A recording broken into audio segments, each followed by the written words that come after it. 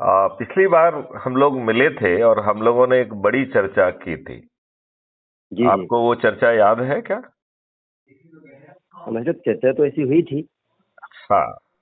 तो आपने कुछ उसमें अ, कुछ योजना बनाई है, ताना बाना बनाया है क्या? नहीं नहीं भाई साहब, अभी तो ऐसा कुछ नहीं है जी। तो मेरा एक सुझाव ये है कि जो संगठन ब्रह्म कुमारी आश्रम से जुड़े हुए हैं, जो उस दिन जी भी आए हुए थे, हम जी उनकी एक संगोष्ठी करें तो अपने भाई बहनों की भी एक संगोष्ठी हो जाए।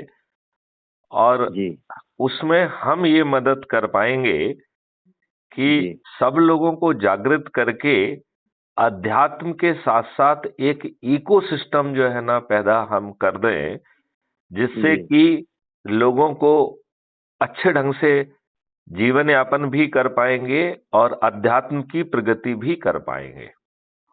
जी जी। नारायण भाई, आपको ये अनुमान है क्या कि आप अभी भी देखिए, गुलाम हैं? हाँ भाई साहब, अभी मैं एक्चुअल में किसी को कोर्स करा रहा था। हम्म। तो जी, तो फिर मैं बाद में लगाऊं आपको।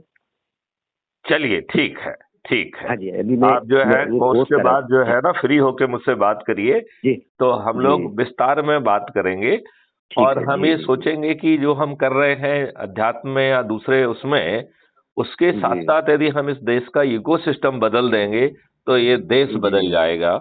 और जी हमारे वर्तमान राजनेता ये कभी नहीं करेंगे।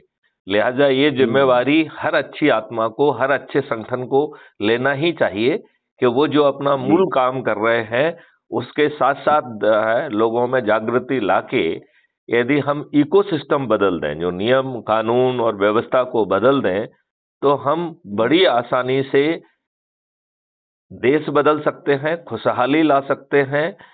हम अपने देश जी को कर मुक्त भी कर पाएंगे और सभी जी लोग जो है संपन्नता के साथ जीवन यापन करते हुए, जो आत्मा जिस काम के लिए आई है संभवतः कुछ जी समय उसके लिए भी दे पाएंगे। जी जी। ठीक तो है ये सर जी। इससे बड़ा कोई ईश्वरी काम नहीं हो सकता है। तो मैं जी चाहूंगा कि आप जब फ्री हो जाएं तो मुझसे विस्तार से इस बारे में ठीक है बात भाई करें साहब। और हम लोग जी एक कार्य योजना बनाएं जिससे इसे गति के साथ जमीन पर उतार सकें। ठीक है भाई जी। राइट, राइट नारायण भाई, थैंक यू। जय हिंद, जय भारत।